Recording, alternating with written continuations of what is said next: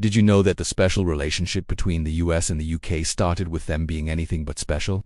In fact, they were pretty much enemies. From the American Revolution to the War of 1812, these two were constantly at odds.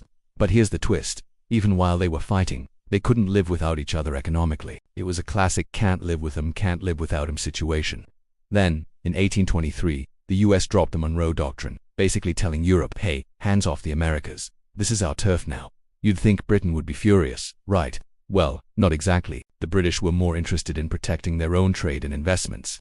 So they quietly let the US have its moment, even though they still held on to places like the Falkland Islands. This was a fragile peace, built more on mutual economic interest than actual friendship.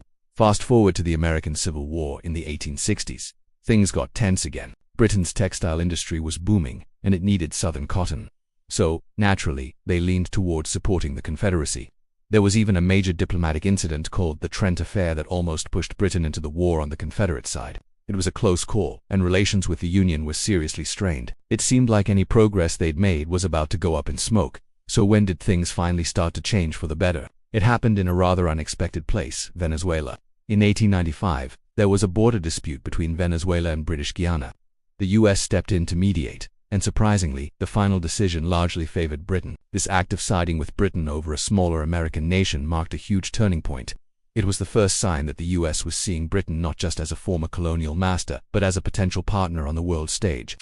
By the dawn of the 20th century, the world was changing rapidly.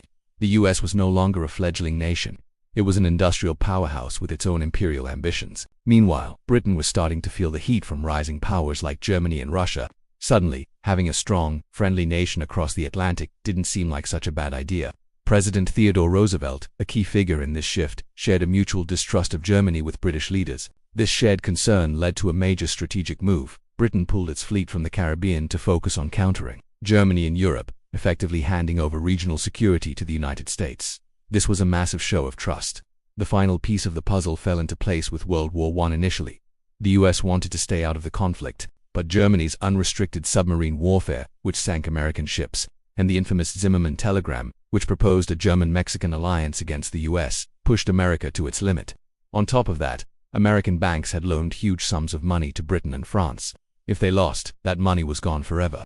So, in 1917, the US officially joined the war on the side of the Allies. Fighting side by side in the trenches of Europe, the United States and Great Britain forged an alliance in blood and fire, laying the foundation for the special relationship that would define the next century. From bitter rivals to the closest of allies, their journey is one of the most fascinating stories in modern history. Thanks so much for watching. If you found this interesting, don't forget to like, subscribe, and hit that notification bell for more deep dives into history. See you next time.